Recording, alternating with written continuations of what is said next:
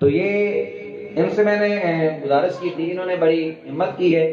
ان کا ایک ادارہ ادھر جامعہ صدیق اکبر قمریہ دلبرات، یہ اس کی ہیڈ ہیں، اس کو چلا بھی رہے ہیں، اور ان کے ساتھ ریحانہ کوثر صاحبہ ہیں، یہ اس ادارے میں پرنسپل ہیں۔ انہوں نے اپنے ادارے کی طالبات بھی بھیجی ہیں، اور دائیں بائیں سے کری والا تک، دربیر والی، یہاں جتنی بھی منہاج القرآن کی ویمن لیگ کے ہماری بہنیں ہیں، ان تک یہ پیغام انہوں نے پہنچایا ہے اور ان کو اس کورس میں شرکت کی دعوتیں دی ہے۔ تو الحمدللہ 145 طالبات نے کورس مکمل پڑھا ہے، یاد کیا ہے، ان کو ہم نے انعامات بھی دینے ہیں۔ تو میں گزارش کرتا ہوں محترمہ سیدہ اختر کلثوم صاحبہ سے کہ وہ اپنے ملفوظات سے ہم سب کو مستفید فرماتی ہیں۔ نعرہ تکبیر، نعرہ رسالت، نعرہ حیدری۔ آپ کے نوٹس جو ہم نے بنوائے ہیں وہ واپس ابھی آپ کو مل جاتے ہیں۔ باری جان جب خطاب کرے گی تو آپ نے اس کو نوٹ کرنا ہے، خطاب کو، سارے خطاب کو آپ نے نوٹ کرنا ہے، لکھنا ہے۔ جس نے سب سے اچھا لکھا ہوگا پھر اس کو ہم چیک کر کے اس کو انعام بھی دیں گے، تاکہ یہ اتنی عظیم علمی باتیں پھر بعد میں بھول نہ جائیں اور ضائع نہ ہو جائیں۔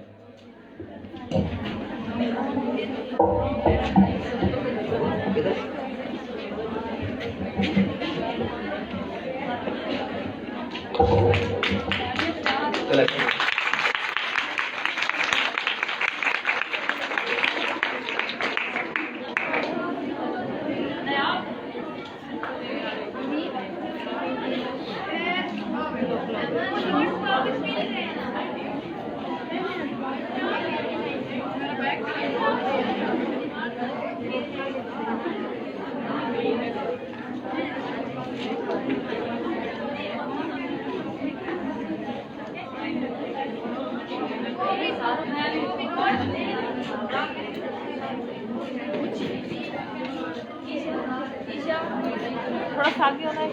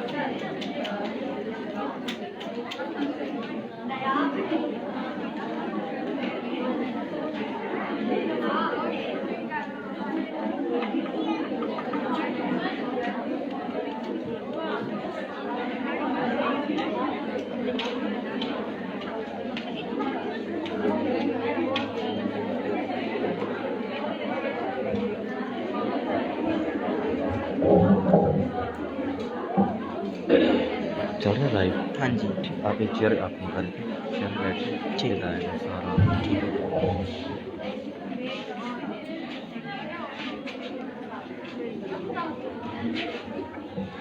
الحمدللہ رب العالمین والصلاة والسلام علی سید الانبیاء والمرسلین ہاں جی کچھ دیر کوئی کیوں وعلى آلہ واصحابہ واولادہ وازواجہ المطہرین، اما بعد، اعوذ باللہ من الشیطان الرجیم، بسم اللہ الرحمن الرحیم۔ قال اللہ تعالی فی القرآن الکریم الذین آمنوا اشد حبا للہ وقال رسول اللہ صلی اللہ تعالی علیہ وآلہ وسلم لا یؤمن احدکم حتی اکون احب الیہ من والدہ وولدہ والناس اجمعین صدق اللہ العظیم وصدق رسولہ النبی الامین الکریم۔ قابل صد احترام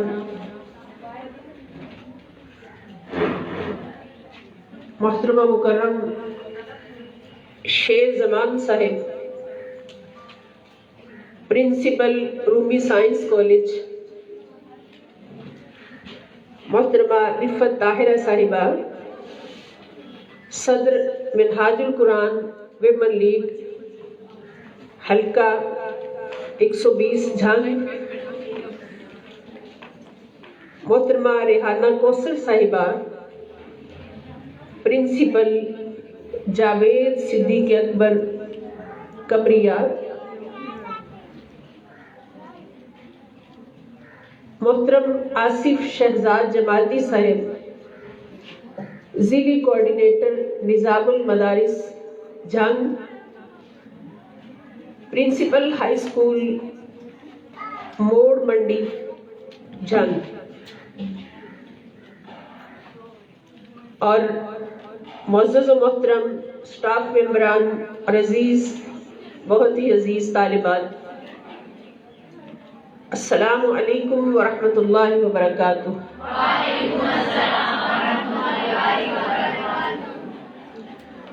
سب سے پہلے میں اس عظیم اور at the top of the list program, جتنے پروگرامز بھی ہوتے ہیں حفاظت دین مصطفیٰ صلی اللہ علیہ وسلم کے سلسلہ میں اور حفاظت عظمت مصطفیٰ صلی اللہ تعالی وسلم کے سلسلہ میں، ان سب میں اس دور کے حوالے سے at the top of the list programme پر اور اس کورس پر میں لاکھوں کروڑوں بار مبارکباد پیش کرتی ہوں۔ اس کالج کی انتظامیہ کو بھی، پرنسپل صاحب کو، اور جنہوں نے اس کورس کی سرپرستی میں حصہ لیا، اس کی ایڈمنسٹریشن میں حصہ لیا، اور آپ سب پیاری پیاری طالبات کو بھی، اساتذہ کرام کو بھی، اور یہاں کی منہاج القرآن ویمن لیگ کو بھی، کہ انہوں نے اس دور میں وہ ڈیوٹی سر انجام دی ہے جو خدا کی قسم اس دنیا میں آنے کے بعد ایمان والوں کی سب سے بڑی ڈیوٹی ہے، سب سے بڑا فرض ہے۔ اور الحمدللہ الکریم آج 3 دن کا کورس بھی مکمل ہوا ہے، اور آج یہ کورس، اس کا ٹائٹل پڑھ کر ہی جب مجھے فون کیا میرے بیٹے نے، آصف شہزاد جماعتی نے، جن پر ہمیں فخر ہے، شاہ صاحب کو بھی فخر تھا اور مجھے بھی فخر ہے کہ باجی جان ختم نبوت کے سلسلہ میں 3 روزہ کورس اور تیسرے دن ختم نبوت کانفرنس کا اہتمام ہے، تو آپ کو دعوت دیتے ہیں، آپ آئیں گی؟ میں نے کہا میرا تن من دھن قربان اس عظمت پر، ختم نبوت کانفرنس ہو، ختم نبوت کی حفاظت کا پروگرام ہو، تو ہماری یہ گردنیں بھی اس کے لیے تیار ہیں، ہمارے خون کا ایک ایک قطرہ ختم نبوت کی حفاظت کے لیے ہر لمحہ تیار ہے،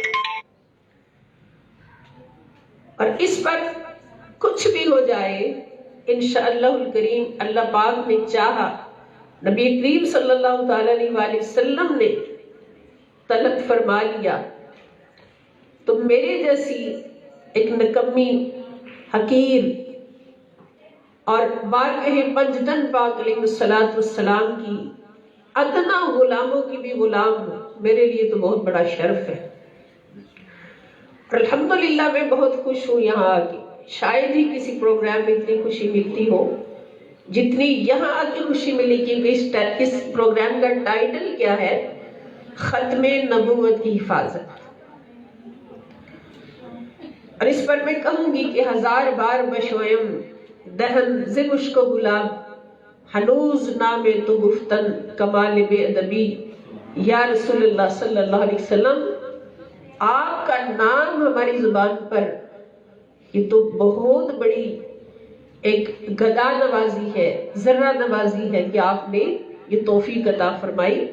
تو اتنا بڑا موضوع ہو، اتنی بڑی ایک یعنی ذمہ داری والا کام ہو، تو یہاں ہمارے جیسے گداؤں کو بلا لیا جائے تو اس سے بڑا شرف ہمارے لیے نہ دنیا میں ہے نہ آخرت میں ہے۔ اس شرف پر ہزاروں جنتیں بھی قربان کہ ہم ختم نبوت کی حفاظت کے لیے اس وقت اٹھے جب پوری دنیا میں چاروں طرف ختم نبوت کے دشمن اپنے پنجے گاڑ چکے، اور ان کی کاوشیں اگر ہم دیکھیں تو ہماری آنکھوں سے آنسو نہ رکے، ہماری گردنیں زمین میں گڑ جائیں کہ ہم پیدا کس لیے ہوئے۔ اگر ہمارے ہوتے ہوئے یہ کام ہونا ہے تو ہم پیدا کس لیے ہوئے ہیں؟ ہمیں مر جانا چاہیے۔ تو اس دور میں اگر ایسا کام ہم کرتے ہیں اور ہمارے یہ مستقبل کے جو معمار ہیں یہ ایسے کورسز میں شامل ہوتے ہیں، تو خدا کی قسم اس سے بڑا ہمارا کوئی شرف نہیں، ہماری کوئی عظمت نہیں۔ اب یہ حفاظت کیوں ضروری ہے؟ آج اس موضوع پہ میں کچھ بات کرنا چاہوں گی۔ اللہ پاک مجھے حق اور سچ بولنے کی اور آپ کو سننے کی توفیق دے، اور ہمیشہ اس عظمت پر قربان ہونے کی توفیق دے۔ ابھی اس سے پہلے پھر ذہن سے نکل نہ جائے بات، عرض کر دوں کہ ابھی میرے بیٹے آصف شہزاد نے بھی آپ کو بتایا کہ قبلہ سید ہدایت رسول شاہ صاحب رحمۃ اللہ تعالی علیہ وہ ہستی ہیں کہ جن کو اللہ پاک نے اس دور میں ختم نبوت کی حفاظت کے لیے چن لیا تھا، اور انہوں نے اس ڈیوٹی کو ادا کرتے ہوئے کچھ سال پہلے کئی سال تک لگاتار یہ کورس کروایا جس کا نام تھا رد قادیانیت کورس۔ اور مجھے یقین ہے کہ اس کلاس میں، اس کورس میں آپ کو قادیانیت کا تعارف بھی دیا گیا ہوگا اور آپ کو یاد ہوگا کہ سب سے غلیظ جو یہ فرقہ ہے عظمت رسول صلی اللہ علیہ وسلم کے خلاف، وہ قادیانی فرقہ ہے، اور قادیانی فتنہ ہے، سب سے بڑا فتنہ، کیونکہ یہ ختم نبوت کا منکر ہے۔ اور جو ختم نبوت کا منکر ہو وہ علماء کرام سے پوچھے، نبی کے عاشقوں سے پوچھے، صحابہ کرام سے پوچھے کہ وہ واجب القتل ہو جاتا ہے۔ کیا ہو جاتا ہے؟ واجب القتل ہو جاتا ہے، اور حکومت وقت پر فرض ہے کہ ان کی گردنیں اڑا دے۔ لیکن آج ہماری شومیت قسمت کہوں گی کہ کسی حکمران کا اس طرف دھیان نہیں جاتا، کیونکہ وہ عاشقان رسول نہیں۔ اس میں عاشق رسول ہی اس کی بھی گردن اڑا سکتا ہے، اپنی بھی گردن کٹوا سکتا ہے فقط۔ تو شاہ صاحب کو یہ ذمہ داری ملی، انہوں نے اس کورس کا آغاز کیا۔ ابھی پہلا کورس ہوا تھا، 6 دن کا رد قادیانیت کورس ہوتا تھا، اور اس میں حضور قبلہ شاہ صاحب پورے پاکستان سے علماء و مشائخ کو دعوت دیتے تھے، اور تمام مدارس، یونیورسٹیز، کالجز میں شرکت کے لیے دعوت نامے بھیجے جاتے تھے کہ تمام طلباء اور طالبات شرکت کریں، اور ہزاروں کی تعداد میں طلباء اور طالبات اس میں شرکت کرتے تھے۔ بڑے ہاسٹل کا انتظام کیا جاتا تھا کھانے پینے کا۔ تو پہلا جو پروگرام کروایا اس کے 2-4 دن کے بعد صبح اٹھے نیند سے تو بڑے خوش، ان کا چہرہ چمک رہا تھا خوشی سے۔ میں ان کے پاس بیٹھی تو میں نے محسوس کیا کہ آج شاہ صاحب معمول سے زیادہ خوش ہیں. میں نے پوچھا آج آپ بڑے خوش نظر آ رہے ہیں. تو فرمانے لگے کہ میں نے خواب بڑا اچھا دیکھا ہے. ایک تو بات آصف بیٹے نے آپ کو بتائی جو میری آنکھوں دیکھی بات ہے. فرمانے لگے کہ میں نے خواب بہت اچھا دیکھا ہے. میں نے کہا کیا دیکھا ہے؟ وہ اکثر اپنے خواب نہیں سنایا کرتے تھے، اکثر وہ خاموشی ان کی فطرت میں تھی، سوچ اور فکر ان کی فطرت میں تھا. تو فرمانے لگے کہ میرے ان کے ایک ماموں جان وصال فرما گئے تھے کچھ دیر پہلے. تو فرمانے لگے کہ میں نیچے اپنے کمرے میں گیا، گھر ہمارا اوپر ہے، مسجد میں نیچے ان کا دفتر. تو نیچے دفتر میں گیا تو وہاں عارف ماموں بیٹھے ہوئے ہیں، یعنی جو ماموں وصال فرما چکے تھے وہ نیچے دفتر میں بیٹھے ہوئے ہیں. تو جب میں گیا تو میں بڑا خوش ہوا، ان کے ساتھ محبت بہت تھی. کہتے میں نے فوراً پوچھا ماموں جی آپ تو اوپر چلے گئے یہاں کیسے؟ تو ماموں کہنے لگے بیٹا میں تمہیں ملنے آیا ہوں، بس ایسے ہی آیا ہوں. تو پھر کہتے میرے دل میں بات آئی ذہن میں کہ میں پوچھوں کہ اوپر کے احوال کیا. کہنے لگے میں نے پوچھا کہ ماموں جی آپ اوپر چلے گئے اللہ تعالیٰ کے پاس تو اوپر کے احوال کیا ہے؟ تو ماموں جی مسکرا کے فرمانے لگے کہ ہدایت رسول ابھی جو کورس تم نے کروایا ہے اس کی دھوم آسمانوں پہ مچی ہوئی ہے. ابھی جو کورس تم نے کروایا ہے اس کی دھوم آسمانوں پہ مچی ہوئی ہے. اور یہ دھوم کیا تھی؟ وَرَفَعْنَا لَكَ ذِكْرَكَ کی تفسیر تھی. اللہ پاک نے فرمایا نا وَرَفَعْنَا لَكَ ذِكْرَكَ. نبی پاک نے پوچھا مولا کیسے؟ فرمایا نمبر 1 اِذَا ذُكِرْتُ ذُكِرْتَ مَعِي کہ جہاں میرا ذکر ہوگا میرے محبوب ساتھ ساتھ تیرا ذکر چلے گا. نمبر 2 اَيْ جَعَلْتُكَ ذِكْرِي سونیا میں نے تجھے ہی اپنا ذکر بنا دیا ہے. اور نمبر 3 کہ محبوب جو تیرے ذکر کو بلند کرے گا میں اس کو بھی آسمانوں زمینوں میں بلند کر کے چھوڑوں گا. تو حضور کے ذکر کی حفاظت کرنا حضور کے ذکر کی بلندی ہے. اب یہ کام جب شاہ صاحب نے کیا تو پھر کیا ہوا؟ خوشخبری ملی کہ آپ کے اس ورک کی دھوم آسمانوں پہ مچی ہوئی ہے. حالانکہ اس دور میں لوگ پورے فیصل آباد کی سرزمین پر سینکڑوں کی صورت میں محافل نعت سجاتے تھے. کوئی کرما والی رات کے نام سے، کوئی نعتوں کی بارات کے نام سے، کوئی نعتوں کی رات کے نام سے بڑے بڑے جاگیردار کروڑوں روپے خرچ کر کے وہ محافل سجاتے تھے. مگر شاہ صاحب کے ذہن نے سوچا کہ محافل نعت سجانے سے حضور کی عظمت کی حفاظت نہیں،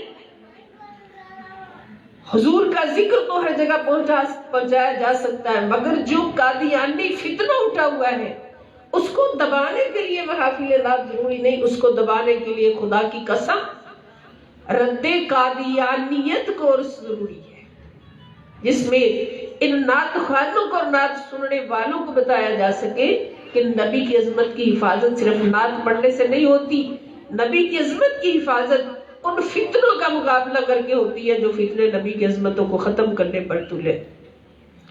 تو آج کا یہ پروگرام میں دیکھ رہی ہوں کہ یہ اسی کورس کا ایک حصہ ہے. اور پھر ایک استاد محترم، یہ میں آپ کو بتا رہی ہوں کہ آپ نے کتنا بڑا کام کیا اور اس کو جاری رکھنا ہے انشاءاللہ. ایک استاد میرے class fellow P H D میں میرے کلاس فیلو رہے ہیں سعیدی صاحب، خورشید سعیدی صاحب، ان کو بھی لیکچر کے لیے بلایا ہوا تھا. تو جی نیشنل یونیورسٹی اسلام آباد سے. تو انہوں نے روتے ہوئے یہ بات کی، ان کی آنکھوں سے آنسو جاری تھے اس وقت جب انہوں نے یہ بات کی کہ جتنا یہ فتنہ دنیا میں اٹھا ہوا ہے اس کے سامنے یہ والا کورس جو شاہ صاحب کروا رہے ہیں تمہاری نظروں میں بہت بڑا ہے. یہ پوری پاکستان میں ایسا کوئی کورس نہیں ہو رہا جو بغدادی مسجد میں ہو رہا ہے، لیکن جو فتنہ اٹھا ہوا ہے اس فتنے کے مقابلہ میں یہ کورس اس کی حیثیت اتنی ہے جیسے ایک بہت بڑا پہاڑ سامنے ہے اور ایک چھوٹی سی چڑیا اس پہاڑ کا مقابلہ کرنے کے لیے اٹھنے لگی. اس کے پہاڑ کے مقابلے میں آگے اس نے یہ نہیں سوچا کہ میں اتنی چھوٹی اس کا مقابلہ کیسے کر سکتی. یہ انہوں نے ہمیں جھنجھوڑنے کے لیے کہ تم آرام سے بستروں میں سوئے ہوئے ہو، نکل کر خانقاہوں سے ادا کر رسم شبیری. یہ 100 سال پہلے علامہ اقبال نے فرما دیا تھا کہ خانقاہوں کے اوپر بیٹھ کر جبے کبے پہن کر اور ٹوپیاں پہن کر اپنے آپ کو پیر اور مرشد اور دیندار ثابت کرنا نہیں، یہ نبی کی حفاظت نہیں ہے. نبی کی عظمت کی حفاظت کرنی تو آؤ حسینی بنو. ادا کر رسم شبیری، نکل کر خانقاہوں سے تو مصلی بچھا کے، نماز ادا کر کے، درودوں کی تسبیحاں کر کے، وظائف کی تسبیحاں کر کے سمجھتے ہم نے عبادت کا حق ادا کر لی. عبادت یہ نہیں ہے. عبادت فقط نماز پڑھنا نہیں ہے. رب کی قسم عبادت کرنی ہے تو حسین ابن علی سے پوچھو. عبادت کہاں ادا ہوتی ہے؟ عبادت نبی کے دشمنوں سے، منافقوں سے لڑ کے ادا ہوتا ہے. نبی کی عظمت کے بدخواہوں سے لڑ کے ادا ہوتی ہے، چاہے 72 تن کٹ کر زیر زمین ہو جائے اور اپنی گردن بھی سالار کی کٹ کر نیزے پہ چڑھ جائے. اس کو عبادت کہتے ہیں. تو اس پر قرآن کریم کے حوالہ سے، احادیث مبارکہ سے حوالہ سے کچھ بتانا چاہوں گی آپ کو. ابھی پہلی آیت میں نے آپ کے سامنے رکھی اور ایک حدیث شریف. اللہ تعالیٰ فرماتے ہیں وَالَّذِينَ آمَنُوا أَشَدُّ حُبًّا لِلَّهِ، کہ جو لوگ ایمان والے ہیں. اب میری ہر بات آپ نے توجہ سے سننی ہے کہ جو لوگ کون ہیں؟ ایمان والے ہیں. عبادت والے نہیں فرمایا، ایمان والے. اشد حب للہ، وہ اللہ سے شدید ترین محبت کرتے ہیں.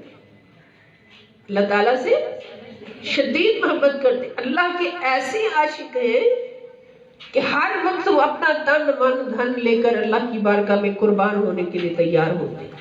کون؟ والذین آمنوا، ایمان والے. اب یہاں پر میں تھوڑی سی وضاحت کرنا چاہوں گی کہ اللہ پاک نے فرمایا جو ایمان والے ہیں، جن کو ایمان مل چکا ہے. سمجھ آ رہی ہے؟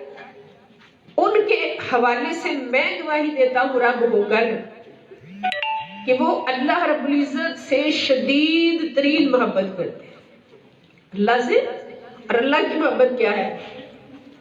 بولے عبادت. اللہ کی محبت عبادت. اللہ کی محبت ایمان نہیں، اللہ کی محبت عبادت ہے. اور ایمان اس کو بناتا ہے، ایمان عبادت تک پہنچاتا ہے. یہ آیت ہمیں بتا رہی ہے کہ جو لوگ ایمان والے ہیں وہ کون ہیں؟ اللہ کی عبادت کا حق ادا کرنے والے. اشد حب للہ. اب اس آیت کی تفسیر میں جب صحابہ کرام نے حضور علیہ السلام سے پوچھا کہ اللہ پاک نے یہ جو فرمایا کہ جو ایمان والے ہیں وہ اللہ سے شدید محبت کرتے ہیں، تو اللہ کی محبت بعد میں آتی ہے، پہلے ایمان آتا ہے. تو یہ ایمان کیا چیز ہے؟ ایمان کیسے ملتا ہے؟ جو اللہ کا سچا عاشق بنا دیتا ہے. تو حضور نے پھر صحیح بخاری شریف کی حدیث سے بات فرمایا لا یؤمن احدکم، ایمان کی بات ہے نا. لا یؤمن احدکم، تم میں سے کوئی بھی ایمان والا نہیں ہو سکتا. اور میری بیٹیوں اور میری پیاری بہنوں ذرا غور کر لیں کہ وہاں بیٹھے کون تھے جن کو کہا جا رہا تھا؟ آپ اور ہم لوگ نہیں تھے، انتہائی ادنا گھٹیا لوگ، کیڑے مکوڑے. ہم نہیں تھے، وہاں تھے 1.25 لاکھ صحابہ کرام. وہ صحابی جن کو حضور نے فرمایا اصحابی کالنجوم فأیہم اقتدیتم اہتدیتم، کہ میرے صحابہ ستاروں کی طرح ہیں، تم میں سے تم جس کی بھی ان میں سے اقتدا کرو گے، پیچھے چلو گے، تم ہدایت پا جاؤ گے. ہدایت یافتہ ہستیاں اور صحابہ سب سے ادنا درجے کا صحابی ایک طرف رکھ لے اور 70,000 غوث اعظم جیسے ولی ایک طرف کھڑا کر لے، خدا کی قسم ان 70,000 اولیاء کی عظمت مل کر بھی اس ادنا درجے کے صحابی کے قدموں کی خاک تک نہیں پہنچ سکتی۔ بات میری سمجھ آ رہی نا؟ اس درجے کے لوگ وہاں بیٹھے تھے اور حضور نے فرمایا لا یؤمن احدکم، سن لو بھائی، تم میں سے کوئی ایمان والا نہیں ہو سکتا حتیٰ یہاں تک کہ اکون احب الیہ، میں اس کو سب سے زیادہ محبوب نہ ہو جاؤں۔ یا رسول اللہ کس سے زیادہ؟ من والدہ، اس کے والدین سے بھی زیادہ، وولدہ، اس کی اولاد سے بھی زیادہ، والناس اجمعین، اور سارے انسانی رشتوں سے زیادہ محبوب نہ ہو جاؤں۔ ایک حدیث پاک میں یہاں تک فرمایا کہ حتیٰ من نفسہ، یہاں تک کہ اس کی جان سے بھی زیادہ اس کو پیارا نہ ہو۔ اب سمجھ آئی ایمان کس کو کہتے ہیں؟ اللہ نے فرمایا ایمان والے میری عبادت کا حق ادا کرتے۔ تو ایمان کیا ہے؟ رسول اللہ صلی اللہ تعالی علیہ وآلہ وسلم کی محبت پر ہر محبت کو قربان کر دے، والدین کی محبت وہ محبت بھی قربان، اولاد کی محبت وہ بھی قربان، ہر رشتے کی محبت قربان، حتیٰ کہ اپنی جان کی محبت بھی قربان۔ یہ ایمان ہے، ایمان ہے یہ۔ حضرت عمر جیسا صحابی جس کو حضور نے فرمایا کہ اگر میرے بعد کوئی نبی ہوتا تو عمر ہوتا، ایسی کیٹیگریز اور ایسے خصائل نبوت رکھنے والا صحابی۔ حضور نے فرمایا، ہاتھ پکڑا ہوا ہے حضرت عمر کا، لے جا رہے، تشریف لے جا رہے، تو حضور نے پوچھا عمر یہ پیغام تھا پوری امت کے لیے، صرف عمر کو نہیں بتانا تھا؟ اب کہا فرمایا عمر تیرے دل میں سب سے زیادہ محبت کس کی ہے بتاؤ تو ذرا۔ حضرت عمر نے کیا جواب دیا؟ عرض کی حضور میرے دل میں سب سے زیادہ محبت میری جان کے بعد آپ سے ہے، یعنی پہلے میری جان پیاری مجھے، اور میری جان جیسے کہتے ہیں نا جان ہر کسی کو پیاری ہوتی ہے، لیکن جب عظمت رسول کی بات آ جائے تو پھر جان بھی قربان ہو جاتی ہے۔ تو حضور نے فرمایا عمر ابھی تمہارا ایمان مکمل نہیں۔ حالانکہ عمر وہ صحابی جب ایمان لے آئے تو پورے مکہ کے اندر پرچم اسلام لہرا گیا، اور برملا نماز پڑھی جانے لگی، اذان دی جانے لگی۔ وہ صحابی جن کو حضور نے اللہ سے مانگا تھا دعا کر کے، فرمانے لگے عمر بھی تیرا ایمان مکمل نہیں۔ عرض کی حضور کیسے مکمل ہوگا؟ فرمایا جب تیرے دل میں تیرے نبی کی محبت اپنی جان سے بھی زیادہ ہو جائے۔ یہ کیٹیگری ہے ایمان کی۔ اب ہم ذرا سوچیں تو اپنے بارے میں کہ ہمارے دل میں نبی صلی اللہ علیہ وسلم کی محبت کا مقام کیا ہے؟ جس دل میں حضور علیہ السلام کی محبت ہر محبت سے اوپر ہے، ہر محبت حضور کی محبت پر قربان ہے، خدا کی قسم وہ یقین کر لے اور سجدے میں گر جائے کہ وہ مومن ہے، وہ ایمان والا ہے۔ اب آئیے ذرا اس آیت کی طرف، اللہ تعالیٰ کیا فرما رہے ہیں کہ جو ایمان والے ہیں وہی اللہ کی شدید محبت بھی رکھتے ہیں اور اللہ کی عبادت کا حق بھی ادا کرتے ہیں۔ اب صحابہ پوچھتے ہیں حضور یہ ایمان والے کون ہیں؟ آقا فرماتے ہیں یہ ایمان والے وہ ہیں جو عشق مصطفیٰ کی بھٹی میں پک کر آتے ہیں۔ عشق مصطفیٰ صلی اللہ علیہ وسلم کی بھٹی میں پکائے جاتے ہیں، اور جب ادھر سے نکھر کر آتے ہیں تو اللہ پاک گواہی دیتا ہے کہ یہ عمر جو ہے یہ میرا سچا عاشق ہے، یہ ابو بکر جو ہے یہ میرا سچا عاشق ہے، یہ علی جو ہے یہ میرا سچا عاشق ہے، یہ عثمان غنی جو ہے یہ میرا سچا عاشق ہے، یہ سارے میری عبادت کا حق ادا کرنے والے ہیں۔ اور وہ کربلا میں کٹا ہوا سر نیزے پہ چڑھا ہوا حسین ابن علی میرا سچا اور پکا عاشق اور سب سے بڑا عاشق ہے۔ کیوں؟ اس لیے کہ یہ عشق مصطفیٰ صلی اللہ تعالی علیہ وآلہ وسلم میں پکے ہوئے ہیں، گھتے ہوئے ہیں۔ تو پھر آپ کو ایک بات سمجھ آئی ہوگی، جو نوٹ کر رہے ہیں وہ ضرور نوٹ کریں کہ دو چیزیں ضروری ہیں اس دنیا میں جن کے لیے اللہ پاک نے ہمیں بھیجا، ایک ایمان، ایک عبادت، جنت میں جانے کے لیے، کامیابی کے لیے۔ تو ایمان کیا ہے؟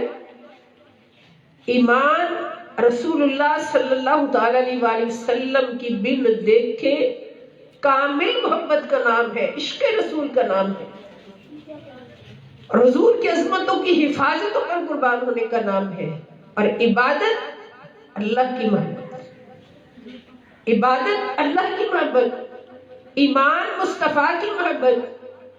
یاد رکھیں قیامت کے دن اللہ پاک نے جنت میں جانے کی جو کسوٹی رکھی، جو معیار رکھا ہے وہ کیا ہے، میرٹ رکھا ہے وہ کیا ہے؟ عبادت نہیں، ایمان ہے۔ حضور فرماتے ہیں جس کے پاس ایمان ہوگا وہ جنت میں ضرور جائے گا، چاہے عبادت اس کے پاس کچھ بھی نہ ہو۔ جیسے حضور نے ایک حدیث میں فرمایا تھا کہ ہر فاسق بھی جنت میں ضرور جائے گا۔ ایک صحابی نے 3 بار پوچھا کہ حضور کیا ہر فاسق بھی جنت میں جائے گا؟ آقا نے فرمایا میں نے کہہ جو دیا، کیونکہ فاسق کون ہے؟ جس کے پاس ایمان ہے مگر عبادت نہیں ہے، زندگی بھول میں گزار دی، گناہوں میں گزار دی۔ تو ایمان اور عبادت دو چیزیں ہیں جو ایک اس دنیا میں رہتے ہوئے کسی انسان کا معیار ہے، جنت میں جانے کی ٹکٹ ہے۔ تو ایمان کیا ہے؟ ایمان رسول اللہ صلی اللہ علیہ وآلہ وسلم کی محبت کا نام ہے۔ یہ کام جو آپ نے کیا یہ عبادت نہیں کی، رب کی قسم یہ ایمان کا حق ادا کیا ہے۔ آپ سوچتے ہوں گے یہ عبادت کی ہے؟ ہر وہ کام، یہاں نوٹ کر لیں کہ ہر وہ کام جو اللہ کے حبیب صلی اللہ تعالی علیہ وآلہ وسلم کی محبت میں ادا ہوتا ہے، حضور کی عظمتوں کی حفاظت کے لیے ادا ہوتا ہے، ختم نبوت کی حفاظت کے لیے ادا ہوتا ہے، سب سے بڑھ کر وہ کیا ہے؟ وہ ایمان ہے، وہ عبادت نہیں ہے۔ آپ درود پاک پڑھتے ہیں نا سارے درود و سلام، تو درود و سلام پڑھنا کس کی سنت ہے؟ اللہ کی سنت ہے یا مصطفیٰ کی سنت ہے؟ اللہ کی سنت ہے۔ تو درود و سلام پڑھنا عبادت نہیں کہلائے گی، یہ ایمان ہے۔ درود پڑھنا ایمان ہے، السلام علیکم ایھا النبی کہنا ایمان ہے۔ اس لیے ہم نے یہ سیکھ لیا قرآن سے کہ جو عمل اللہ رب العزت نے کیا اور رسول اللہ صلی اللہ علیہ وآلہ وسلم کی محبت میں کیا وہ ایمان ہے، اور جو رسول اللہ صلی اللہ علیہ وسلم نے عمل کیا اور اللہ کی محبت میں کیا وہ ایمان نہیں، خدا کی قسم وہ عبادت ہے۔ سمجھ آئی نا اس بات کی؟ اب حضور نے عمل کیا کیا؟ حضور نے اللہ تعالیٰ کی عظمتوں کی حفاظت کر کے دکھایا، اور اللہ رب العزت نے عمل کیا کیا؟ اللہ نے اپنے مصطفیٰ کی عظمتوں کی حفاظت اپنے ذمہ لے لی۔ پورا قرآن پڑھ کے دیکھ لیں، موضوع بہت اہم ہے، بہت طویل ہو سکتا ہے، مگر میں کوشش کر رہی ہوں کہ مختصر کروں، ٹائم زیادہ ہو گیا، کہ پورا قرآن پڑھ کے دیکھ لیں، جہاں جہاں اللہ تعالیٰ نے اپنی شان بتائی ہے وہاں کل کہہ کے اپنے نبی کی زبان سے بتائی، اس لیے کہ اللہ کی شان کو ماننا اور اللہ کی شانوں کی حفاظت کرنا یہ عبادت ہے۔ عبادت تو کس سے کروائی؟ نبی سے، خود نہیں کی۔ اللہ تو عبادت سے پاک ہے نا، اللہ تعالیٰ تو عبادت نہیں کرتے نا، عبادت سے پاک ہے۔ تو جہاں جہاں اپنے نبی کی شان بتائی، جہاں اپنی شان بتائی تو کیا کہا؟ سب سے بڑی سورت اللہ تعالیٰ کی شان میں جامع سورت ہے قل هو اللہ احد اللہ الصمد لم یلد ولم یولد ولم یکن لہ کفوا احد۔ یہ ساری کی ساری سورت کیا ہے؟ یہ اللہ رب العزت کی شان کی حفاظت ہے، اللہ کی شانوں کا اقرار ہے، ساری شانوں کا۔ تو خود نہیں کہا کہ انا اللہ احد، سنو لوگوں میں اللہ ہوں اور ایک ہوں، انا الصمد میں بے نیاز ہوں۔ اگر ایسے کہہ دیتا تو نہ مانتے ماننے والے، نہیں، بتا دیا کہ میری شان کو ماننا عبادت ہے اور عبادت کرنا میرا کام نہیں، عبادت کرنا میرے نبی کا کام ہے۔ سمجھ آئی نا؟ آپ کو سمجھ ساری آ رہی مگر سبحان اللہ کسی کی زبان سے نہیں نکلتا، یہ ضروری ہے۔ اور جہاں جہاں اپنے نبی کی عظمت بتائی ہے، آپ پورا قرآن کھول کے دیکھ لو، کوئی ایک آیت ہی ایسی بتا دے کہ جب نبی کی عظمت کی بات ہو تو اللہ نے کہا ہو کہ کل یا نبی کل انا رحمت للعالمین، یہ کہا نہیں، وما ارسلناک الا رحمت للعالمین۔ اب یہ حضور کی وہ شان ہے جس سے بہت سارے فرقے انکار کرتے ہیں۔ تو جو اس کا انکار کرے گا وہ انکار حضور کا نہیں کرے گا، وہ انکار اللہ کا کرے گا، ایمان سے خالی ہو جائے گا۔ اب شان حضور کی ہے، زبان خدا کی ہے، شان خدا کی ہے، زبان مصطفیٰ کی ہے، یہی سارا قرآن ہے، یہی سارا قرآن ہے۔ شان مصطفیٰ کی بتانی ہے تو زبان اپنی رکھی، کھول کر دیکھ لیں۔ یہ جو کام آج ہم کر رہے ہیں نا، اس کے حوالے سے میں ایک آیت پیش کر دیتی ہوں، ٹائم بہت کم ہے۔ اللہ تعالیٰ نے عالم ارواح میں ایک جلسہ سجایا جہاں پر سارے نبیوں کی ارواح کو جمع کیا، 1.25 انبیاء۔ اس لیے کیوں ضروری تھا یہ آگے آپ سنیں گے تو پتہ چل جائے گا۔ ہر نبی لیڈر تھا، ہر نبی کے پیچھے ایک قوم، ایک امت۔ جو عقیدہ لیڈر کا ہونا تھا وہی اس نے اپنی پوری امت کو سکھانا تھا، اور یہاں اللہ تعالیٰ نبیوں کو عقیدہ سکھا رہے ہیں، جو عقیدہ آپ کو یہاں پر سکھایا گیا۔ سب سے پہلی یہ کورس، اس کو کورس بھی کہہ سکتے ہیں، کانفرنس بھی کہہ سکتے ہیں، مجلس محفل بھی کہہ سکتے ہیں، اللہ تعالیٰ نے عالم ارواح میں سجائی، 1.25 انبیاء کو جمع کیا اور سٹیج کی زینت روح مصطفیٰ صلی اللہ علیہ وسلم کو بنی۔ یہ ختم نبوت کی سب سے بڑی دلیل ہے، قرآن کے حوالے سے بڑی دلائل ہے، پوری کتاب ہے، حضور شیخ الاسلام پروفیسر ڈاکٹر محمد طاہر القادری متزل العالی نے لکھی ختم نبوت کے نام سے، اس کو آپ ضرور سٹڈی کریں سارے طلباء طالبات۔ میں آصف بیٹے سے کہتی ہوں کہ اس کتاب کو اس کالج کی لائبریری میں ضرور رکھوائیں، اس کی قیمت میں ادا کروں گی انشاءاللہ۔ ابھی میں لانے والی تھی، بس وہ انسان بھولنے والا نا، بھول گیا۔ تو یہ سب سے پہلی میٹنگ جو سجائی، سب سے پہلی مجلس اور کانفرنس، اللہ تعالیٰ نے 1.25 نبیوں کی روحوں کو جمع کیا اور سٹیج کی زینت روح مصطفیٰ صلی اللہ علیہ وسلم کو بنایا، اور سپیچر کون تھا؟ خود اللہ تعالیٰ۔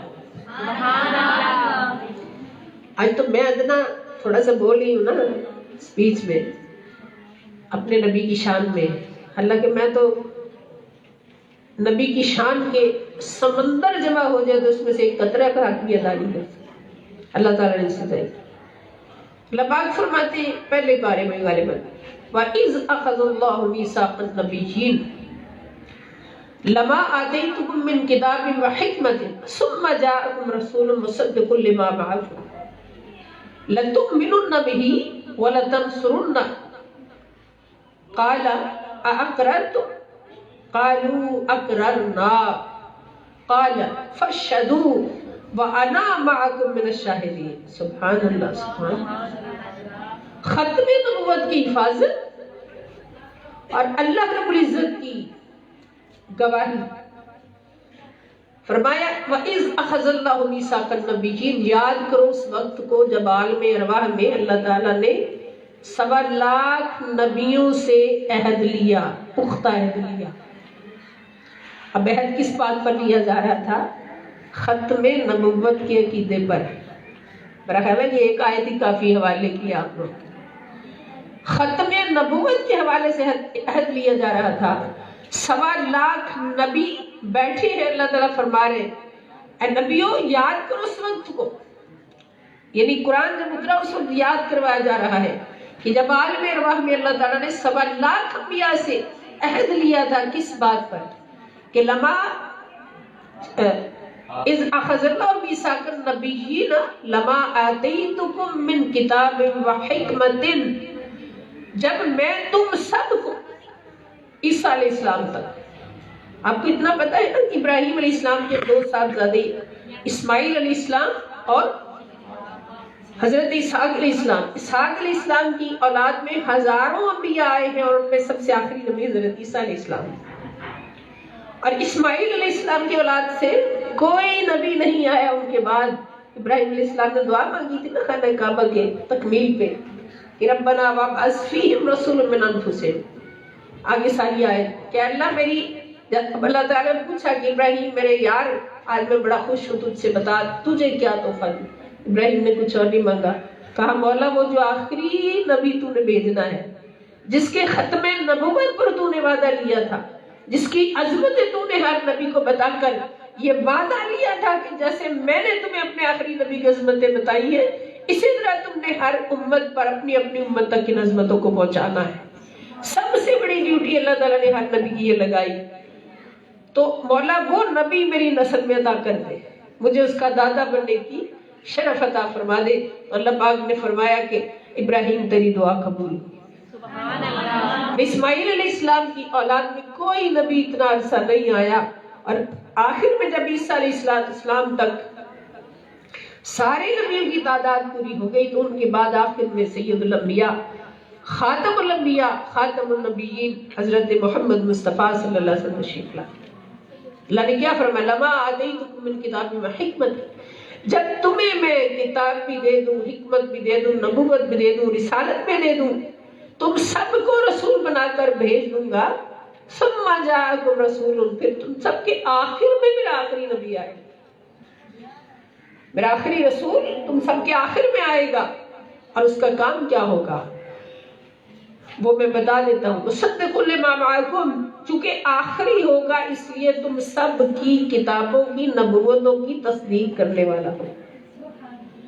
جو 1.25 لاکھ نبیوں کی کتابوں کی، نبوتوں کی تصدیق کرنے والا ہوگا وہ آخر میں آئے گا۔ یہ اللہ تعالیٰ نے اس وقت بتا دیا کہ تم سب کا عقیدہ محمد الرسول اللہ صلی اللہ علیہ وسلم کے بارے میں کیا ہونا چاہیے کہ آپ خاتم النبیین ہیں۔ ختم نبوت آپ کی عظمت، آپ کے سر پہ یہ عظمت سجی ہے ختم نبوت کی۔ بات میری سمجھ آ رہی ہے؟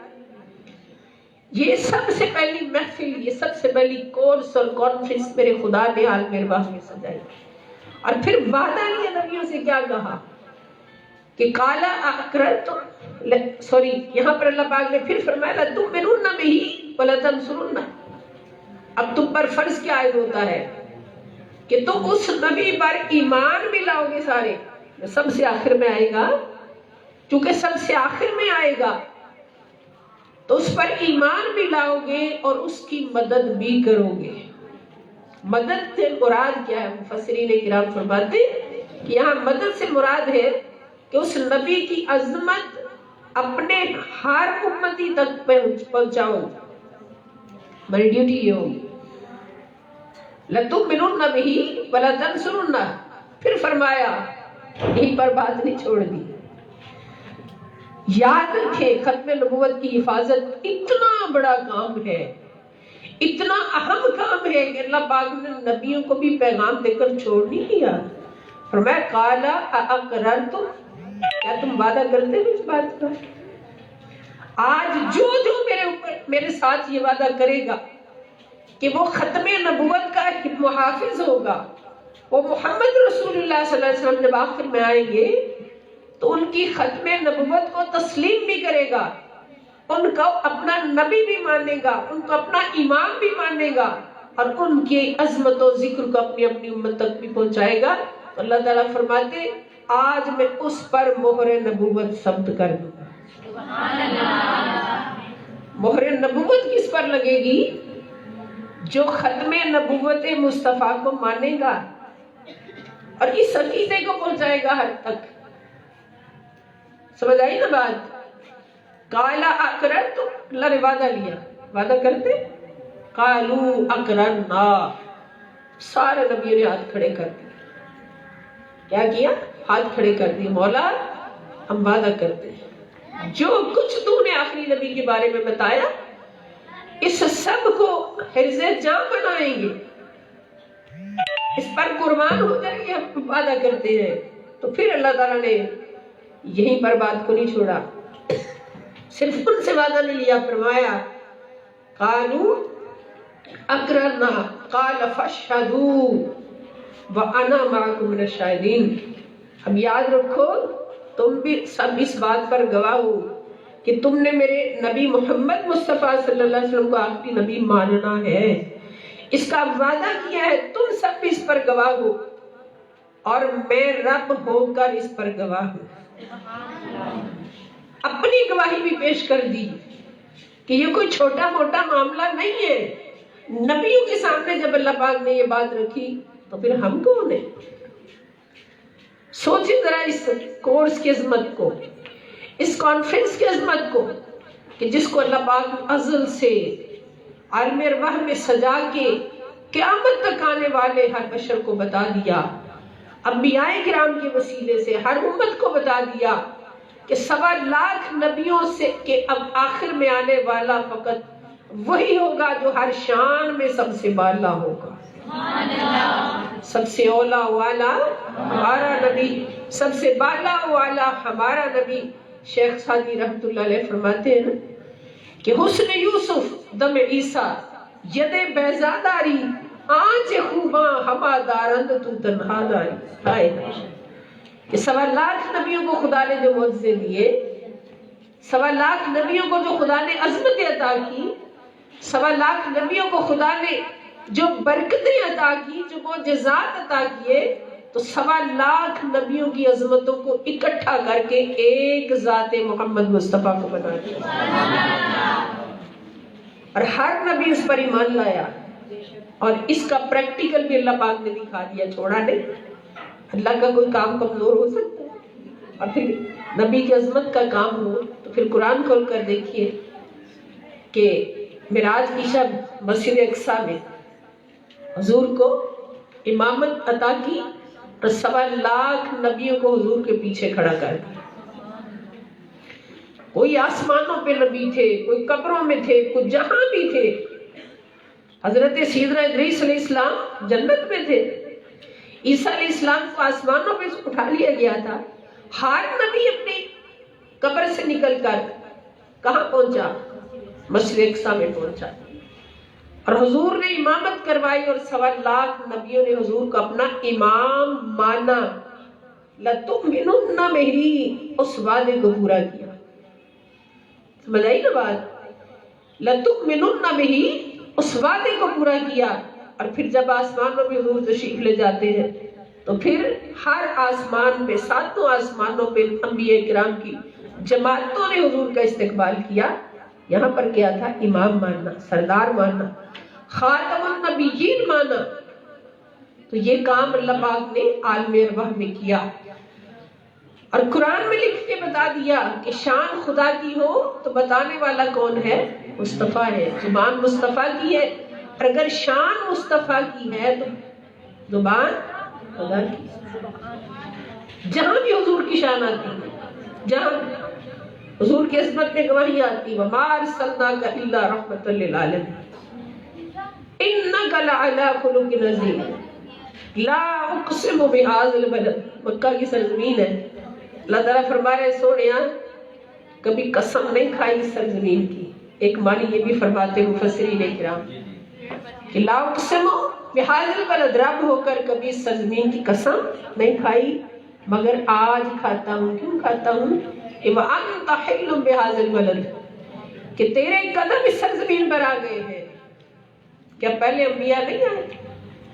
سب سے زیادہ انبیاء کرام مکہ کی سرزمین پر اترے۔ آدم علیہ السلام آئے، ابراہیم علیہ السلام آئے، اسماعیل علیہ السلام آئے، کتنے ہی ہزاروں اولو العزم انبیاء و رسل مکہ کی سرزمین پر آئے۔ کعبہ وہاں پر ہے، بیر زمزم وہاں پر ہے، اور جبل رحمت وہاں پر ہے، مینا مزدلفہ وہاں پر ہے، مگر عرفات وہاں پر ہے، مگر قسم نہیں کھائی۔ کب کھائی؟ وَأَنْتَ حِلٌّ بِهَٰذَا الْبَلَدِ۔ اب یہ جب آپ یہاں پر آمنہ کی گود میں تشریف لائے، آپ کے قدم اس سرزمین پر لگے، تو میں قسم کھاتا ہوں اس سرزمین کو اللہ نے اپنی قسم کے قابل بنا دیا، اس کے ذروں کو عظمت عطا کر دی، ذروں کو نور بنا دیا۔ اللہ نور ہے تو جس چیز کی اللہ قسم کھا لے وہ بھی نور ہو جاتا ہے۔ یہ فرما دیا نعرہ تکبیر، اللہ نعرہ رسالت، یا رسول اللہ، یہ فرما دیا کہ سونیا اب اس سرزمین کی قسم میں نے کیوں کھائی ہے؟ کوئی پوچھ سکتا ہے نا، اب اس سرزمین کی قسم کیوں کھائی؟ سونیا اس لیے کہ تیرے قدم اس سرزمین پر لگ گئے۔ ہائے ہائے، تو تیرے قدموں کے لگنے سے یہ سرزمین کیا ہوگی؟ جہاں تیرے قدم لگ جائیں ہو ہی نہیں سکتا وہ نور نہ ہو، ہو ہی نہیں سکتا وہ نور نہ ہو۔ تیرا جسد پاک رکھنا تھا، بنانا تھا، تو جنت کی سب سے اعلیٰ مقام کی مٹی منگوائی گئی، اس کو ریاض الجنت کی جگہ پر فکس کیا گیا۔ ریاض الجنت کیا ہے؟ آقا علیہ السلام کا فرمان ہے نا، ہر مسلک کا بندہ اس پر یقین رکھتا ہے کہ ما بین قبری و ما بین منبری فہو روضۃ من ریاض الجنہ، میری قبر سے لے کے میرے منبر تک جتنی جگہ ہے، آقا فرماتے ہیں یہ سارا جنت سے آیا ہوا ٹکڑا ہے۔ اس مٹی سے حضور کا جسم پاک بنا، کیونکہ جس مٹی سے جسم بنتا ہے اسی مٹی میں واپس دفن ہوتا ہے۔ کیا ہوتا ہے؟ دفن ہوتا ہے۔ اب حضور کا جسم پاک جہاں پر رکھا گیا ہے قیامت تک کے لیے، وہ کیا ہے؟ ریاض الجنت۔ پتا چلا کہ اسی مٹی سے حضور کا جسم پاک بنایا گیا تھا، تو حضور کے جسم پاک کو جو مٹی لگی ہے وہ بھی جنت کا سب سے اعلیٰ نور ہے۔ سبحان اللہ۔ اور خدا کی قسم، ایمان والوں کا ایمان اس عظمت پر قربان، ایمان والوں کا سب کچھ اس عظمت پر قربان کہ خدا نے مصطفیٰ کے جسم پاک کے نور سے بڑھ کر کوئی نور بنایا ہی نہیں۔ ایک فتنہ باز عورت نے درس دیتے ہوئے کہا، ایسی باتیں ضروری ہوتی اس دور میں، کہ تم مصطفیٰ کو نور کہتے ہو، فرشتہ نور ہوتا ہے، اور اللہ تعالیٰ نے تو فرشتے سے آدم کو سجدہ کرایا۔ آدم مٹی سے بنا، فرشتہ نور سے بنا، تو اگر تم حضور کو نور کہو گے تو فرشتہ تو گھٹیا ہے، آدم بڑھیا ہے، تو تم حضور کی شان کو مٹاؤ گے۔ یہ دھوکہ دیا نا ایک بہت بڑا۔ یہ بات جب میرے پاس پہنچی فیصل آباد میں، اس نے درس دیا، میں نے کہا کہ نور صرف فرشتہ نہیں، نور عرش معلیٰ بھی ہے، جہاں پر فرشتے کے پر بھی نہیں پہنچ سکے، فرشتہ ایک قدم بھی آگے نہیں بڑھ سکا۔ سدرۃ المنتہا تک فرشتوں کی حد ختم ہو گئی، جبریل کی حد ختم ہو گئی۔ اور جب حضور نے پوچھا آگے کون جائے گا، عرض کی حضور آگے میں نہیں جا سکتا، کہ جلتے ہیں جبرائیل کے پر جس مقام پر اس کی حقیقتوں کے شناسہ تم ہی تو ہو۔ جلتے ہیں جبریل کے پر جس مقام پر اس کی حقیقتوں کے یا رسول اللہ شناسہ تم ہی تو ہو۔ اور میرے آقا علیہ السلام گزر گئے۔ آقا فرماتے کیوں گزر گیا؟ کہ جبریل کا نور اس قابل نہیں تھا کہ ان انوار کو برداشت کر سکتا، فقط مصطفیٰ کا جسم اس قابل تھا کہ ان انوار کو برداشت کر سکتا جو اللہ پاک نے اس جہان میں رکھے تھے۔ اللہ کی صفات کا انوار کا جہان ہے، اللہ کی ذات کے انوار کا جہان ہے۔ آقا فرماتے ان انوار میں میں سفر کرتا گیا۔ آگے معراج شریف کا مہینہ بھی آ رہا ہے، اس حوالے سے بھی آپ کو سمجھ آ جائے۔ اور پھر عرش معلیٰ آیا، میں جوڑے اتارنے لگا۔ ذرا سوچ سمجھیے اپنے نبی کی عظمت، اور اپنے سر کو فخر سے بلند کیجئے کہ سب سے اولا والا ہمارا نبی، سب سے بالا والا ہمارا نبی۔ اور حضور فرماتے میں جوڑا ایک دو اتارنے لگا تو رب کی میٹھی آواز آئی کہ سونے یہ عرش تو بنایا ہی تیرے لیے۔ سبحان اللہ۔ یہ عرش میں نے اپنے لیے تو نہیں بنایا، میں تو مکان سے پاک ہوں، اللہ مکان سے پاک ہے۔ یہ کس کے لیے بنایا؟ اعلیٰ حضرت فرماتے ہیں کہ وہی لا مکان کے مکی ہوئے، وہی سر عرش تخت نشین ہوئے، وہی لا مکان کے مکی ہوئے، وہی سر عرش تخت نشین ہوئے. یہ نبی ہے جن کے وہ ہے مقام، وہ خدا ہے جس کا مکان ہے. یہ نہ سوچو کہ عرش خدا نے اپنے لیے بنایا، رف خدا نے اپنے لیے بنایا، لا مکان خدا نے اپنے لیے بنایا. نہیں، خدا کی قسم، خدا کی عزت کی قسم، وہ سب کچھ خدا نے بنایا تو مصطفیٰ کے لیے بنایا. سیر اسی لیے کرائی نا، سونے دیکھ لیا کیا کچھ میرے لیے بنایا. عرش پر جانے لگے، اللہ نے کیا فرمایا؟ سونیا یہ تو بنایا ہی تیرے لیے. اپنے گھر میں آتے ہوئے کو جوتے اتارتے؟ ہائے ہائے، شاید تجھے یاد آ گیا ہو کہ موسیٰ علیہ السلام طور پہ آنے لگے تھے. اللہ نے کہا تھا کہ اپنے جوتے تو اتار دو، اے موسیٰ جوتے تو اتار دو. انت بالواد المقدس طویٰ فاخلع نعلیک انک بالواد المقدس طویٰ.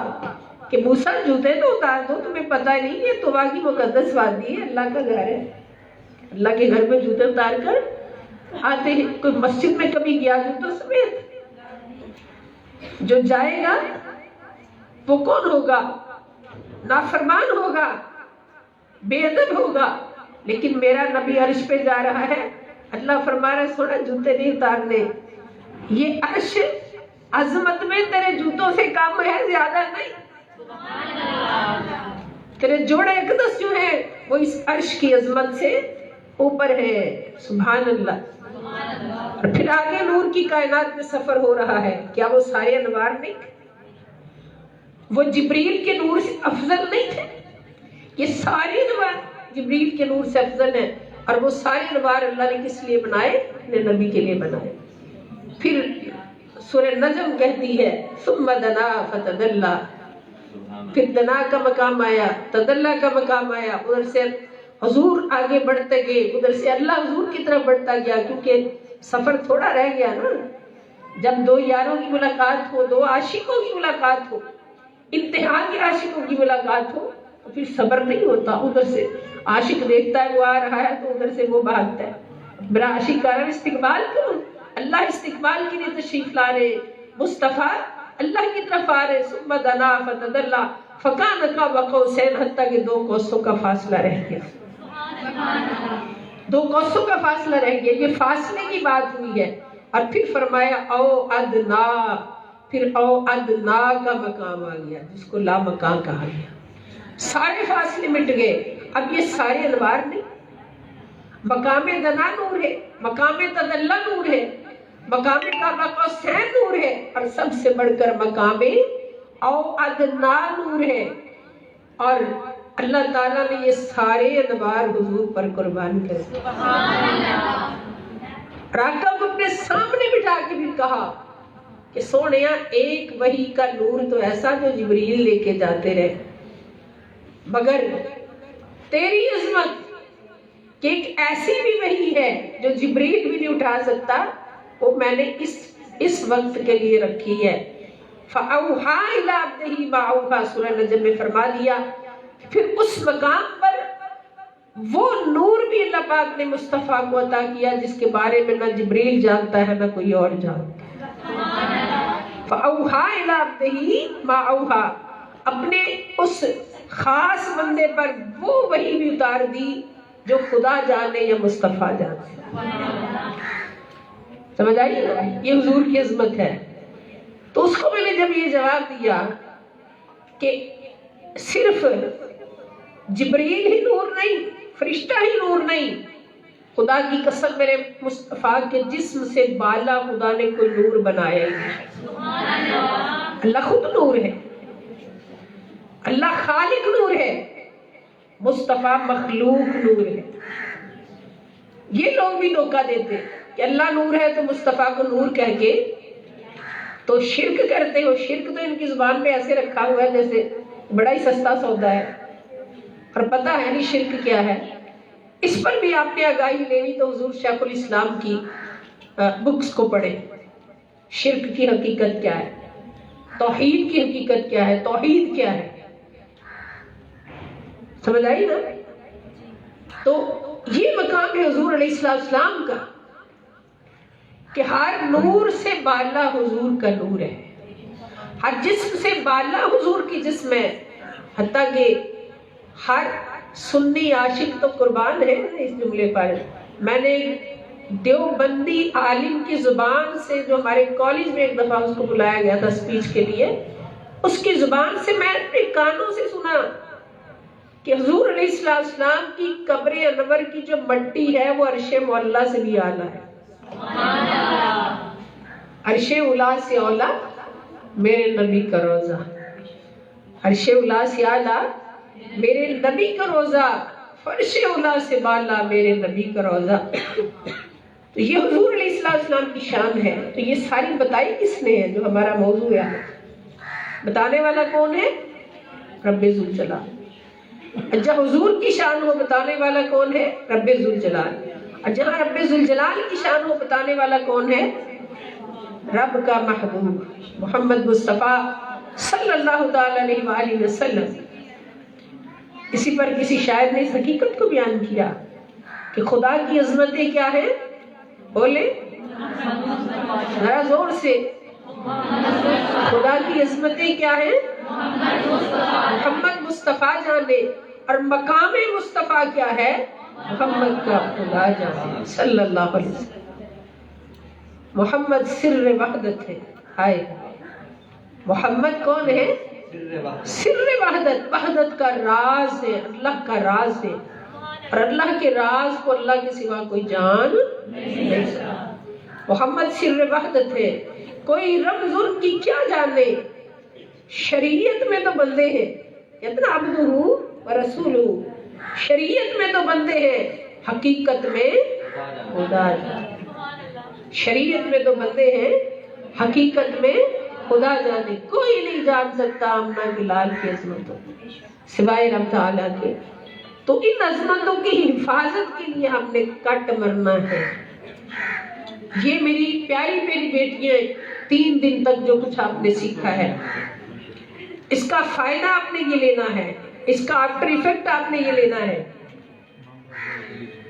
کہ اپنے دل میں اتنا ایمان کو مضبوط کرنا ہے، کوئی بڑی سے بڑی طاقت بھی آپ کو بہکانے کے لیے آ جائے، آپ نے اس بات پر مضبوط ہو جانا ہے کہ ہمارا تن من دھن ختم نبوت پہ قربان۔ یہ اس لیے میں عرض کر رہی ہوں، بڑے خطرات منڈلا رہے ہیں، ہم فیلڈ میں دیکھ رہے ہیں، سب اس بات کو نہیں جانتے۔ قادیانی فتنہ کس حد تک بڑھ چکا ہے۔ میرے محلے کی ایک غریب عورت میرے پاس آئی، یہ سچی بات آپ کو بتا رہی ہوں، بڑی باتیں ہیں، ٹائم کم۔ اس نے مجھے بتایا کہ باجی چنیوٹ کے پاس ایک بنایا ہے قصبہ یا کوئی علاقہ، وہاں پر 500 روپے میں 5 مرلے کا پلاٹ دے رہے ہیں۔ 500 مرلے میں 5 مرلے کا پلاٹ دینے کے لیے لوگوں کو خوب دعوتیں دی گئی ہیں۔ جب اس نے مجھے یہ بات بتائی فوراً میرے دل میں کھٹکی۔ میں نے کہا خالہ جی وہ قادیانی تو نہیں ہے؟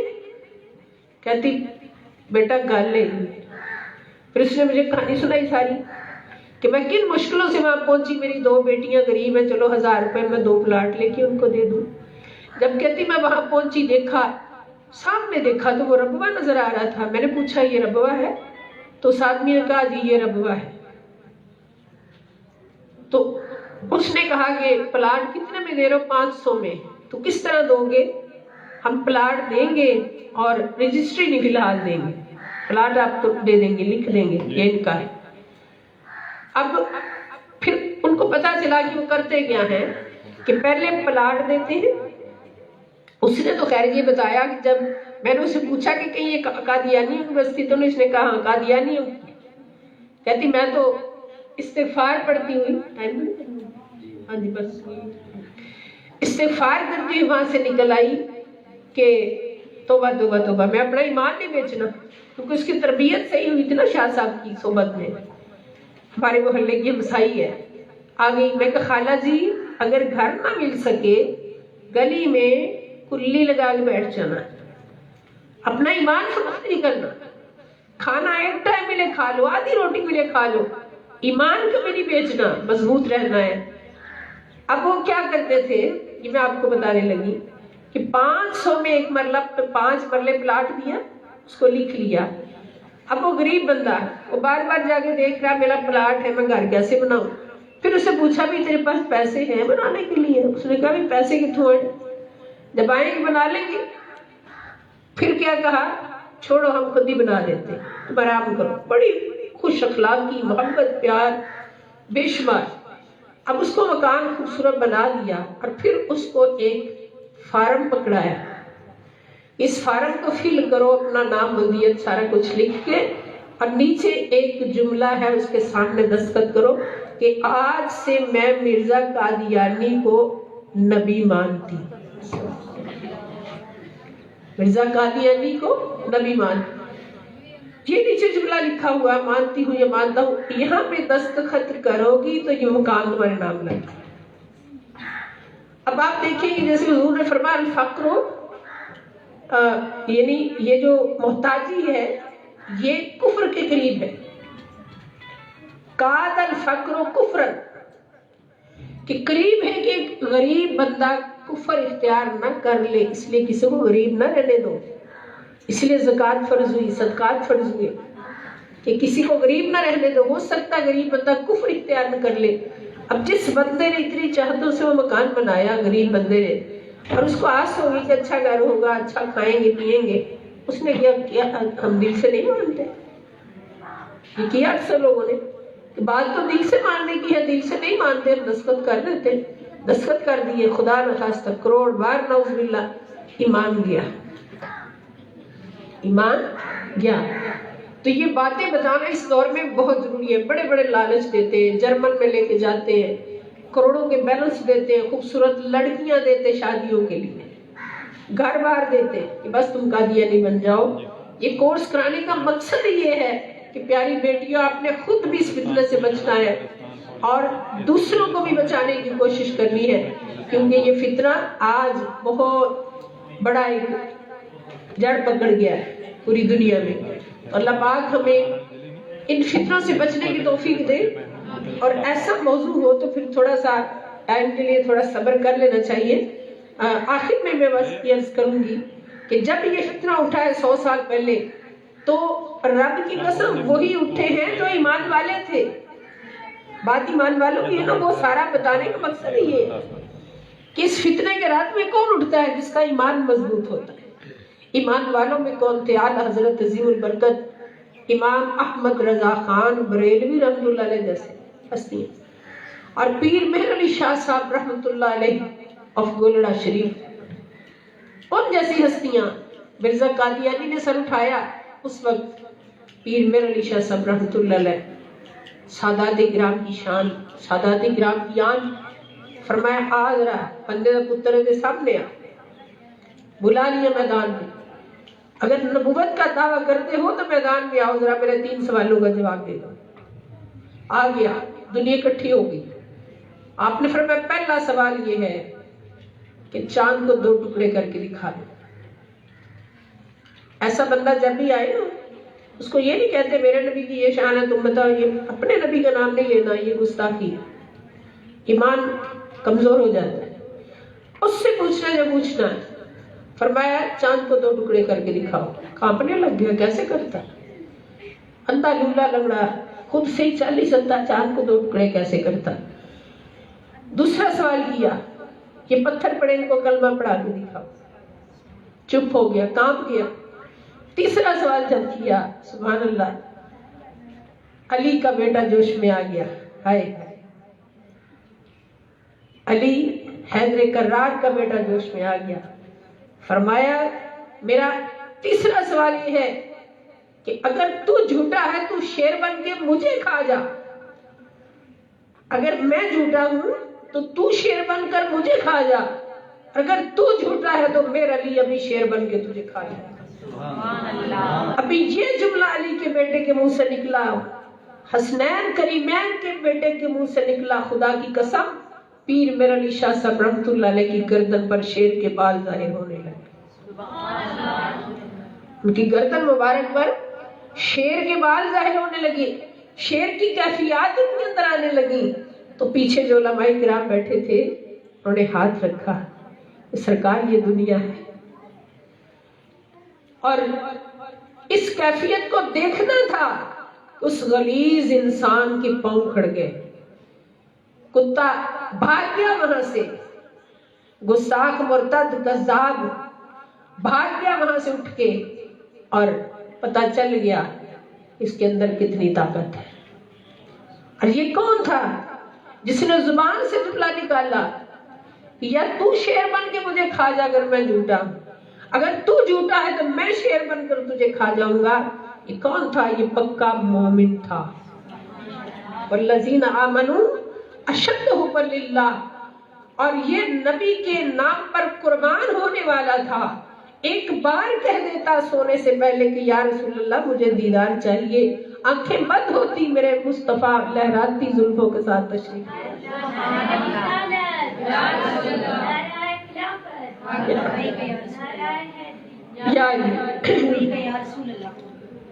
لبیک لبیک یا رسول اللہ.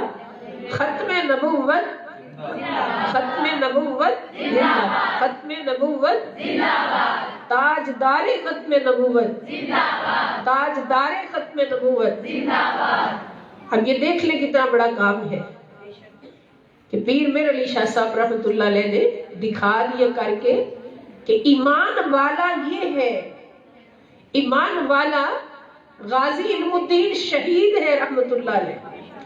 گستاخ رسول کے کو گستاخی کرتے دیکھا, تیز چھرا اپنے ڈب میں رکھ لیا کہ جب موقع ملا غلیظ انسان تجھے چھوڑوں گا نہیں.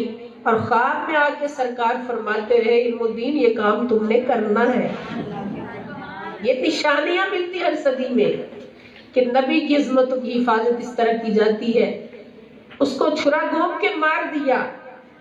ہندوستان کی حکومت ہندوؤں کی جیل میں بند کر دیا گیا. مقدمہ چلا, قائد اعظم نے فرمایا وکیل کون بنے؟ قائد اعظم بنے. فرمایا کہ علم الدین فقط ایک بار کہہ دو میں نے یہ کام نہیں کیا تو میں دلائل سے تمہیں بچا لوں گا. یہ بھی تو امتحان تھا. علم الدین نے کیا کہا, آنکھوں سے آنسو جاری ہو گئے کہ قائد اعظم محمد علی جناح یہ کس بات کی طرف دعوت دے رہے ہیں؟ اس عظمت کے لیے تو میرے جیسے کروڑوں تڑپ رہے ہیں. یہ عظمت میرے خدا نے مجھے دی ہے. علم الدین عدالت میں گواہی دے گا اس غلیظ خنزیر کو میں نے مارا ہے, اس لیے کہ نبی کا گستاخ تھا, میرے آقا کا گستاخ تھا. پھانسی کا حکم ہو گیا. پھانسی کی رات جیل کی بند کوٹری میں بند تھے. باہر سپاہیوں کا پہرا تھا, ہندو سپاہیوں کا.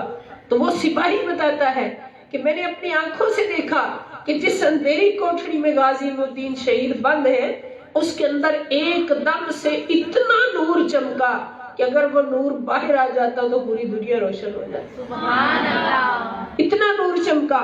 میں کھڑا دیکھتا رہا, کانپتا رہا. پھر تھوڑی دیر بعد وہ نور غائب ہو گیا. تو میں نے جا کے علم الدین کے پاؤں پکڑ لیے. میں نے کہا مجھے اس حقیقت کے بارے میں بتا دو کیا ہے. یہ پھانسی کی رات تھی, سحری کے وقت پھانسی دیتے ہمیشہ. وہ پھانسی کے انتظار میں بیٹھے درود و سلام پڑھ رہے تھے. میں نے کہا مجھے اس حقیقت کے بارے میں بتا دو. تو آپ نے فرمایا ایک راز ہے. ابھی خاتم النبیین محمد رسول اللہ صلی اللہ علیہ وسلم میرے نبی میرے پاس تشریف لائے اور آپ نے مجھ سے فرمایا الدین گھبرانا نہیں, جب پھانسی کے پھندے پہ جاؤ گے میں تمہارا استقبال کروں گا. میں خود اپنے شہزادے کو لینے آؤں گا اور لے جا کے حسن حسین کے حوالے کروں گا. اب جب پھانسی کا وقت آئے علم الدین شہید چمکتے ہوئے چہرے کے ساتھ درود و سلام پڑھتے ہوئے پھانسی پہ سوار ہو گئے. فرمانے لگے کہ میرے اس پھندے کو, یہ عظمت کا پھندا ہے, میرے نبی کی غلامی کا پھندا ہے, کوئی غلیظ بندہ ہاتھ نہ لگائے. میں اپنے ہاتھ سے یہ پھندا اپنے گلے میں ڈالوں. ने गले में डाला और मुस्कुराते हुए शहीद हो गए। जब जनाजा उठा 2.5 लाख तकरीबन लोग जनाजे में, पूरी दुनिया से उमड़ आए। कोई अंग्रेज खड़ा था, उसने पूछा, ये तो एक आम अनपढ़ लड़का था, जट लड़का था, खेतों में हल चलाया करता था, इसके इतने बड़े जनाजे में हिकमत क्या है? तो फिर कायद आज़म ने फरमाया कि वो हिकमत तुम कैसे जान सकते हो? हिकमत यही है कि इसका तन मन धन अपने नबी की इज़्ज़त पे कुर्बान था। और वक्त के बहुत बड़े वली उस जनाजे में तशरीफ लाए। पीर जमात अली शाह साहब रहमतुल्लाह तआला अलैह वहां पे तशरीफ लाए। इतने बड़े पीर कि लाखों मुरीद उनके कदम चूमने वाले जब जनाजे में आए, लोग तड़प रहे थे कि हमें इसके चेहरे की जियारत कराई जाए, मगर पीर जमात अली शाह साहब रहमतुल्लाह अलैह इतना रोए, रोते रोते फरमाते, मुझे इसके कदमों की जियारत करा। एक जट मुंडा, अनपढ़ मुंडा बाजी रह गया, हम जुब्बे कुब्बे पहन के बैठे रहे, इसके कदमों की जियारत कराओ। तो जब उनके कदम नंगे किए गए तो पीर मेर अली शाह साहब रहमतुल्लाह अलैह जैसी हस्ती ने अपनी दाढ़ी मुबारक उनके तलबों से मल मल कर खूब रोए कि सोने तू बाजी ले गया, अल्लाह इसके सदके हमें भी बख्श देगा। ये काम कौन कर सकता है, ये आपने याद रखना है, जिसका ईमान मजबूत है। इसलिए अल्लाह पाक ने फरमाया वल्लज़ीना आमनू शुद्ध हो पले, ईमान वाला वही है जो अपने नबी की इज़्ज़तों पे कुर्बान है। और आज के दौर में हमें बड़ी अच्छी सोबतों की जरूरत है। ईमान हमेशा सोबतों से मिलता है। और मैं आपको दावत देके जा रही हूँ कि इस दौर में हमारे लिए अल्लाह पाक की बहुत बड़ी रहमत, बहुत बड़ा फजल, बहुत बड़ा एहसान हुजूर शेखुल इस्लाम प्रोफेसर डॉक्टर मोहम्मद ताहिरुल कादरी मुद्दज़िल्लुहुल आली की सूरत में हमारे पास मौजूद है। अल्लाह का करोड़ों बार शुक्र है, उस हस्ती को हम अपनी आंखों से देख रहे हैं, उस हस्ती की बज़्म के मजे लूट रहे हैं, उसकी सोबतों के मजे लूट रहे हैं। अभी जिन शाह साहब का जिक्र आपके सामने हुआ, जो नबी के प्यारे, खुदा के प्यारे, उनकी तरबियत मैट्रिक से लेके MA तक, डबल MA तक और पूरे हुसूल इल्म तक हुजूर शेखुल इस्लाम की गोद में हुई है। और ये जो उस्ताद मोहतरम आपके, इनकी तरबियत बचपन से लेकर अब तक सैयद हिदायत रसूल की गोद में हुई। ये तरबियत सिखाती सब कुछ। इसीलिए कहते हैं अल्लाह अल्लाह किए जाने से कभी अल्लाह ना मिले, अल्लाह वाले हैं जो अल्लाह से मिला दे। हमेशा अच्छी सोबतें ढूंढे। यहाँ तहरीर हाजिर कुरान की बाजियां भी मौजूद है, इनको भी मैं बहुत ज्यादा मुबारकबाद देती हूँ कि इनके इलाके में ये प्रोग्राम हुआ। और मैंने अभी तक ये पहला प्रोग्राम देखा है खत्मे नबूवत की हिफाजत के सिलसिले में। अब इंशाअल्लाह हम ये तहरीक चलाएंगे, इंशाअल्लाह करीम एक तहरीक चलाएंगे। यहाँ आके अब यकीन फरमाएं कि मुझे भी बड़ी ताकत मिली, मुझे भी एक हौसला मिला है कि प्रोग्राम तो करने ही होते हैं, लेकिन उस तरीके से किए जाएं जिससे अपने नबी की अज़मतों की हिफाजत हो। आखिर में मैं पूरी इंतजामिया को, प्रिंसिपल कॉलेज हाजा, उनको सबसे ज्यादा मुबारकबाद देती हूँ कि उनको अल्लाह पाक ने इस शरफ के लिए चुना। और यहाँ के साथी किराम को और अपने बेटे आसिम शहजाद को मुबारकबाद देती हूँ और आप सबको बहुत ज्यादा मुबारकबाद देती हूँ कि आपने बहुत बड़ा काम किया है। इब्राहिम अलैहिस्सलाम की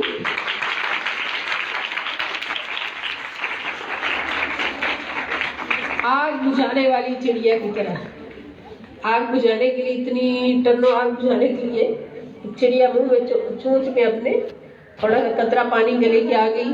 पूछा गया इस कतरे से आग बुझ जाएगी? उसने कहा मुझे पता नहीं बुझेगी, मगर आग बुझाने वालों में मेरा नाम लिखा जाए।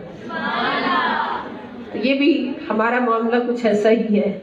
हम भी एक छोटी सी चिड़िया की तरह पानी मुंह में लेकर, इश्क़ मुस्तफ़ा सल्लल्लाहु अलैहि वसल्लम का पानी मुंह में लेकर रद्दे कादियानियत की आग बुझाने के लिए चल पड़े हैं। इंशाअल्लाह हमारा नाम तो लिखा जाए।